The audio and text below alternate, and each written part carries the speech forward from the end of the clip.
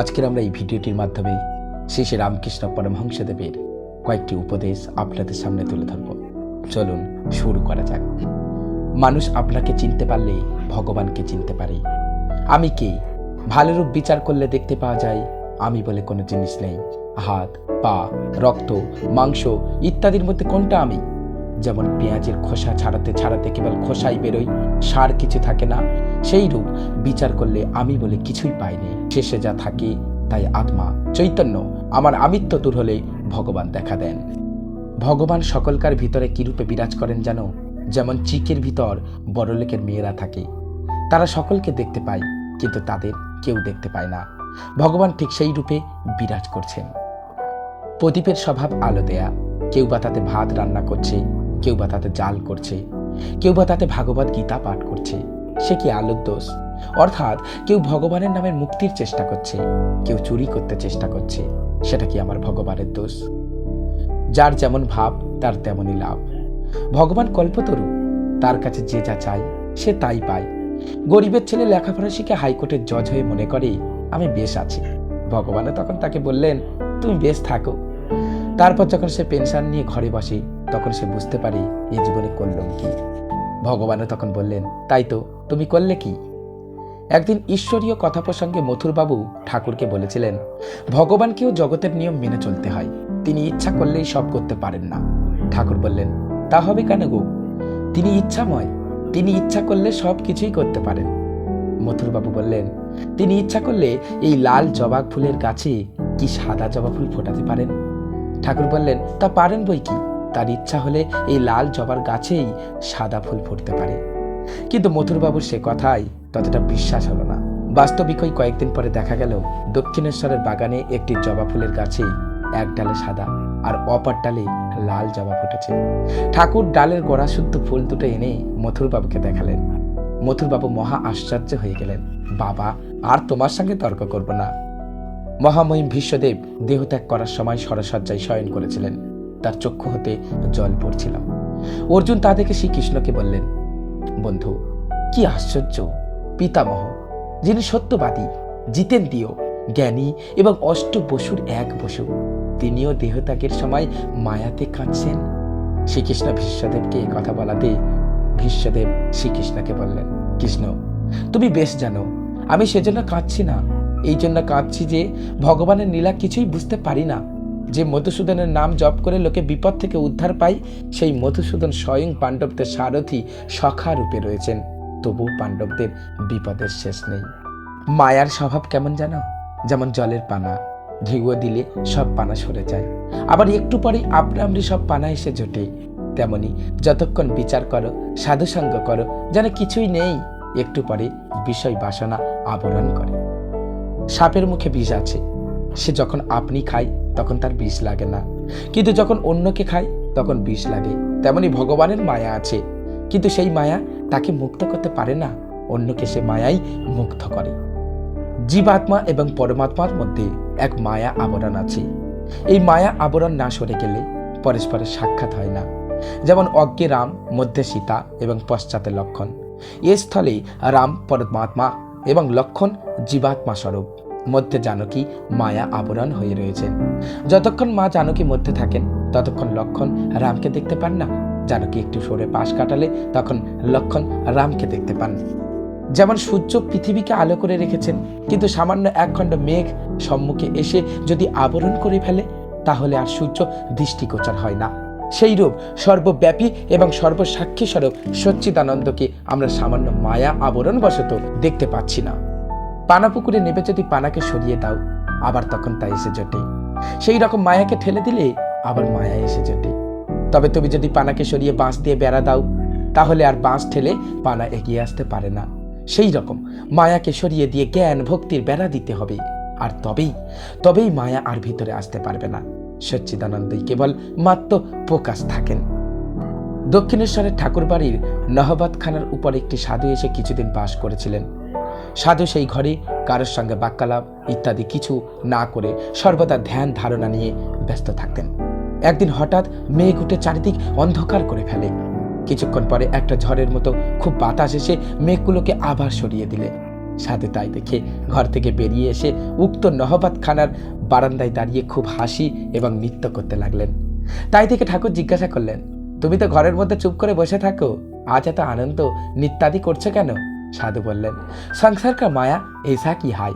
প্রথমে পরিষ্কার আকাশ, হঠাৎ মেঘ এসে অন্ধকার করে ফেললে, আর কিছুক্ষণ পরে যা ছিল তাই রইল। সংসারে দুরকম স্বভাবের লোক দেখতে পাওয়া যায়। কতগুলো কুলোর ন্যায় আর কতগুলো চালুনির ন্যায় স্বভাব বিশিষ্ট। কুলো যেমন ভুসি ইত্যাদি অসার বস্তু সব পরিত্যাগ করে সার বস্তু যে শস্য সেগুলিকে আপনার ভিতরে রাখে, সেই রকম কতগুলি লোক সংসারের অসার বস্তু পরিত্যাগ করে সংসারের সার বস্তুকে ভগবানকে গ্রহণ করে জীবন কাটিয়ে দেয়।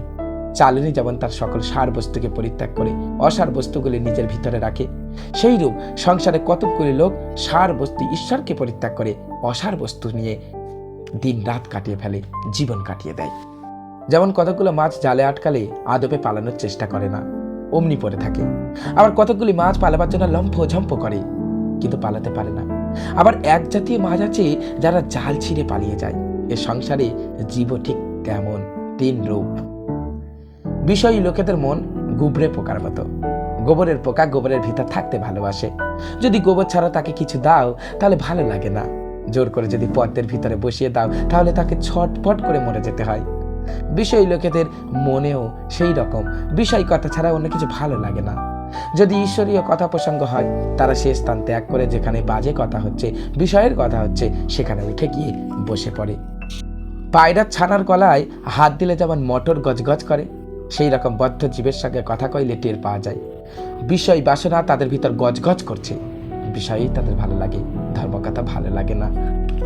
পথে যেতে যেতে রাত হয়ে পড়ায় এবং আকাশে মেঘঝড়ের মতো হয়, এক মেছুনি এক মালির বাড়িতে আশ্রয় নেয়। মালি ফুলের দাওয়ায় তাকে আশ্রয় দিয়ে ঘুমানোর ব্যবস্থা করে দেন। শেষে সে সেখানেই ঘুমিয়ে পড়ার চেষ্টা করে, কিন্তু ঘুমাতে পারে না। পরে সে বুঝতে পারল বাগানে নানা ফুল ফুটেছে, আর সেই ফুলের সুমধুর গন্ধে তার ঘুম হচ্ছে না। সে তখনই আঁশ চুবড়িতে জল ছিটিয়ে মাথার কাছে রেখে দিল আর ঘুমিয়ে পড়ল। বিষয়বদ্ধ জীবেরও মেছুনির মতো সংসারের পচা গন্ধ ছাড়া আর কিছুই ভালো লাগে না। গুরু এক শিষ্যকে উপদেশ দিয়ে বললেন, সকল পদার্থই নারায়ণ। শিষ্য তাই বুঝলেন। একদিন পথের মধ্যে একটি হাতি আসছিল। উপর হতে মাহুত বললে, সরে যাও। শিষ্য ভাবলে, আমি সরে যাব কেন? আমিও নারায়ণ, হাতিও নারায়ণ, নারায়ণের কাছে নারায়ণের ভয় কি? সে সরল না। শেষে হাতি সুরে করে তাকে দূরে ফেলে দিল। তাতে তার বড় ব্যথা লাগলো। পরে সে গুরুর কাছে এসে সমস্ত ঘটনা জানালে গুরু বললেন, ভালো বলেছ, তুমি নারায়ণ, হাতিও নারায়ণ, কিন্তু উপর থেকে মাহুত রূপী নারায়ণ তোমাকে সাবধান করে বলেছিলেন। তুমি মাহুত নারায়ণের কথা শুনলে না কেন? মানুষ দুই রকমের, মানুষ এবং মানহুস। যারা ভগবানের জন্য ব্যাকুল তাদের মানহুস বলে, আর যারা কামিনী কাঞ্চন রূপ বিষয় নিয়ে মত্ত তারা সব সাধারণ মানুষ। একজন মাছ ধরছে। অবধূত তার কাছে গিয়ে জিজ্ঞাসা করলে, ভাই অমুক জায়গায় কোন পথ দিয়ে যাব? সে ব্যক্তির ফাতনায় তখন মাছ খাচ্ছে। সে তার কথায় কোনো উত্তর না দিয়ে এক মনের ফাতনার দিকে তাকিয়ে রইল। মাছ গেঁথে তখন পিছন ফিরে বলল, আপনি কি বলছিলেন? অবধূত প্রণাম করে বললে, আপনি আমার গুরু। আমি যখন আপনার ইষ্টের ধ্যানে বসব তখন যেন এরূপ কাজ শেষ না করে অন্যদিকে না মন দিই। বৈদ্য তিন প্রকার, উত্তম, মধ্যম এবং অধম। যে বৈদ্য এসে কেবল নাড়ি টিপে ওষুধ খেয়েও বলে চলে যায়, রোগী ওষুধ খেলো কি খেলো না তার কোনো খোঁজ খবর নেয় না, সে অধম বৈদ্য। আর যে বৈদ্য রোগী ওষুধ খাচ্ছে না দেখেই অনেক মিষ্টি কথাই বোঝায় ও ওষুধ খেলে ভালো হবে ইত্যাদি বলে, সে মধ্যম বৈদ্য। আর যে বৈদ্য রোগী কিছুতেই খাচ্ছে না দেখে বুকে হাঁটু দিয়ে জোর করে ওষুধ খাওয়ায়, সেই উত্তম বৈদ্য। সেইরূপ যে গুরু বা আচার্য ধর্ম শিক্ষা দিয়ে শিষ্যের কোনো খোঁজ খবর না নেন, সে গুরু বা আচার্য অধম। আর যিনি শিষ্যদের মঙ্গলের জন্য বারবার বোঝাতে থাকেন যাতে তার উপদেশ সব ধারণা করতে পারেন এবং ভালোবাসা দেখান, তিনি মধ্যম গুরু।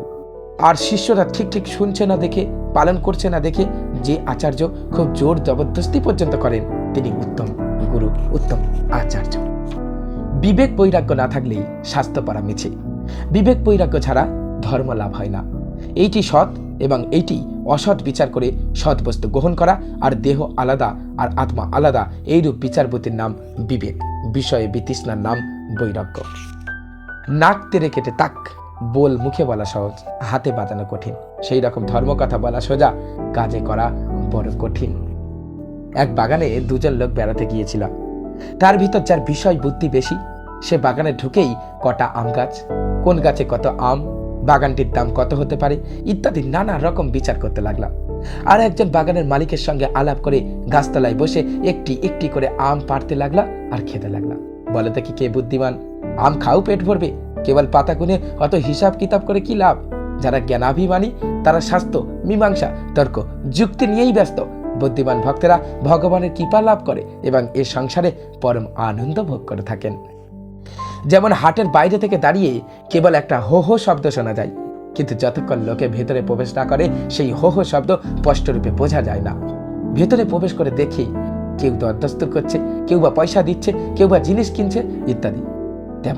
তেমনি ধর্মজগতের বাইরে থেকে ধর্মের ভাব কিছুই বুঝতে পারা যায় না, তার ভিতরে ঢুকতে হবে, তবে তুমি বুঝতে পারবে। পাড়াগাঁয়ে মাছ ধরার জন্য বিলের ধারে বা মাঠে ঘুনি পাতে, ঘুনির ভিতর চিকচিক করে জল যায়, তা দেখে ছোট ছোট মাছগুলো আনন্দে তার ভিতর চলে যায়। তারা আর বার হতে পারে না, সেইখানে আটকে যায় এবং পরে প্রাণ নাশ হয়। দুটো একটা মাছ ঘুনির নিকটে গিয়ে ওই দেখে একেবারে লাফিয়ে অন্যদিকে চলে যায়। ঠিক তেমনি সংসারের বাহ্য চাকচিক্য দেখে লোকে সাধ করে প্রবেশ করে, পরে মায়া মোহে জড়িয়ে দুঃখ কষ্ট পেয়ে নাশ হয়। আর যারা এইসব দেখে কাম কাঞ্চনে আসক্ত না হয়ে ভগবানের পাদ ও পদ্মে আশ্রয় গ্রহণ করে তারাই যথার্থ সুখ এবং আনন্দ পান। এক ব্যক্তি জিজ্ঞেস করলেন, সংসারে থেকে ঈশ্বর উপাসনা কি সম্ভব? পরমহংসদেব একটি হেসে বললেন, ওদেশে দেখেছি সব চিড়ে কোটে। একজন স্ত্রীলোক এক হাতে ঢেকির কড়ের ভিতর হাত দিয়ে নাড়ছে আর এক হাতে ছেলেকে দুধ খাওয়াচ্ছে। এর ভিতর আমার খদ্দের আসছে, তার সঙ্গে হিসাব করছে, তোমার কাছে ওই দিনের এত পাওনা আছে, আজকের এত দাম হলো। এই রকম সে সব কাজ করছে বটে, কিন্তু তার মন সর্বক্ষণ ঢেকির মুসলের দিকে আছে। সে জানে ঢেকিটা হাতে পড়লে হাতটিটা জন্মের মতো যাবে। সেই রূপ সংসারে থেকে সকল কাজ করো, কিন্তু মন রেখো তার প্রতি, ঈশ্বরের প্রতি, ভগবানের প্রতি। তাকে ছাড়লে সব অনর্থ ঘটবে। একজন সমস্ত দিন ধরে আখের ক্ষেতে জল ছেঁচে শেষে খেতে গিয়ে দেখলা যে এক ফোঁটা জলও খেতে পৌঁছায়নি। দূরে কতগুলি গর্ত ছিল, তা দিয়ে সমস্ত জল অন্যদিকে বেরিয়ে গেছে। সেই রকম যিনি বিষয় বাসনা, সাংসারিক মান সম্ভ্রম ইত্যাদির দিকে মন রেখে সাধন করেন, শেষে দেখতে পাবেন যে ওই সকল বাসনা রূপ ছেদা দিয়ে তার সমুদয় বেরিয়ে গেছে।